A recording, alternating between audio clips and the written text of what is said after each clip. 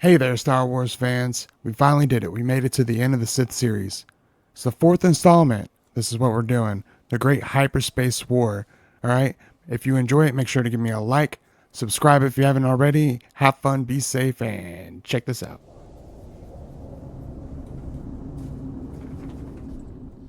A long time ago, in a galaxy far, far away, after the supposed death of Kresh, there once Dark Lord. Sadao set his eyes on the Republic. Then Sadao gathered all of his forces from all over the Empire to converge on Karshane, Cardelba's moon. He gathered all the starships and the Misasi ground troops. Then, after a good amount of preparing, the time had finally come. He was going to jump to hyperspace towards the Republic, following Joy Daragon's trail thanks to the tracker that he left on her ship. The Sith forces tracked the tracker aboard Starbreaker 12, coming out of hyperspace around the unstable supergiant star Primus Golud.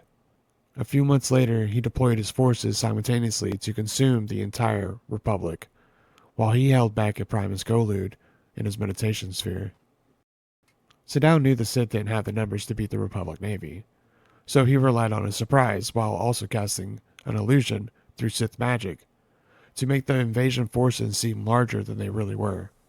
The Sith Empire took the Koros system by surprise, which was exhausted from the recent Unification War. The Unification War was to try and unify all 7 planets within the Koros system, which involved the planet of Coruscant. The Republic struggled against the unstoppable forces of the Sith and their unique weapons. On Coruscant, the Jedi had been told about the upcoming battle, but sadly nothing could have prepared them in time for this attack. When the Sith landed their forces, they forced their way into the Synod Hall, where the last band of Jedi continued to repel this wave of Sith onslaught. However, Coruscant wasn't the only planet they invaded, and on Corus Major, Gav Daragon, who was from the Republic, had been made commander of these armies trying to take over the planet. He was captured by the Sith, and he was only freed thanks to Sadao, so of course he wanted to go back to his people and betray the Sith. He flew back to Primus Golud after the death of his friend, Arab the Hutt, and fired upon Sadao's meditation sphere, hoping to break the Dark Lord's concentration and stop the sorcery he was using over the entire army. Just as Coruscant was about to fall to the surging Sith forces, Sadao's concentration was broken and the illusions stopped, showing the true extent of the Sith army. The Republic forces then launched a counterstrike with what they had left of their military on the confused Sith, pushing them back into a retreat. And at this stage, victory seemed very slim for the Sith, and once the Republic reinforcements arrived, their chances diminished. So the Sith retreated, and the Republic allied forces emerged victorious. The Sith fleet retreated back to Primus Golud to confront Sadao about his recalled forces.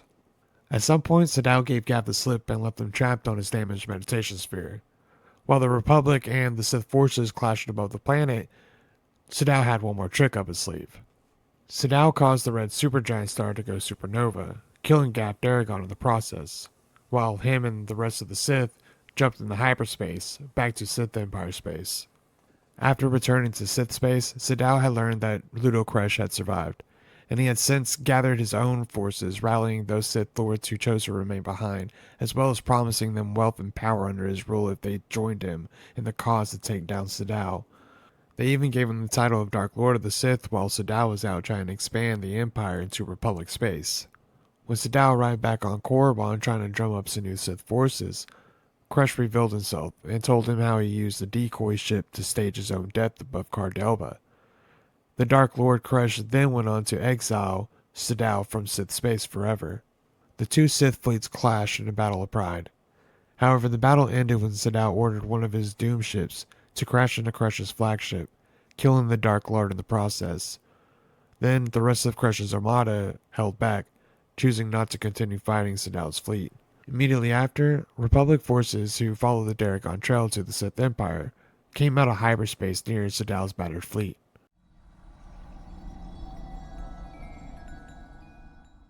Now Sadao was trapped, and the only thing left for him to do was to barricade himself with his remaining ships and set course for the Denari binary star. He then used the Force and whatever power he had left on his ship to cause a supernova in each one of the stars that he passed, escaping and eliminating his Republic pursuers in the process. Now, with the Republic thinking Sadao had died from the explosion of the stars, they recalled their fleet and left the fragmented Empire. At this point, the Empire posed no threat to the Republic. However, the Supreme Chancellor at the time was unsatisfied. He soon ordered an invasion into Sith space to annihilate the Sith civilization entirely, to ensure the Sith would never return. It was the Republic and the Jedi's mission to ensure that no remnants of the Sith Empire remained. Hundreds of Republic warships invaded to take on the disordered Empire that was still in turmoil following the death of their Dark Lord, Ludo Kresh. The Jedi Order also invaded with their Jedi Shadows, who sought to destroy all things Sith, their teachings, and their ways, though some of their ranks denounced this need to destroy. The Jedi and the Republic, they destroyed the Sith Lords, along with their artifacts, talismans, strongholds, eventually driving them to the point of surrender. During this time, a Jedi named would use a unique way to combat the Sith. Instead of inflicting harm, he would simply strip them from their power, taking away their ability to use the dark side. Eventually, the Sith were driven to defeat in a few years, and the Empire crumbled. And eventually, the Republic emerged victorious, but at a great cost of their own. With the Sith Empire defeated and the remaining Sith scattered across the galaxy, not knowing who survived or even where to find them, the Sith lay in wait, with their teachings and their ways that they passed down for generations to keep the Sith way alive.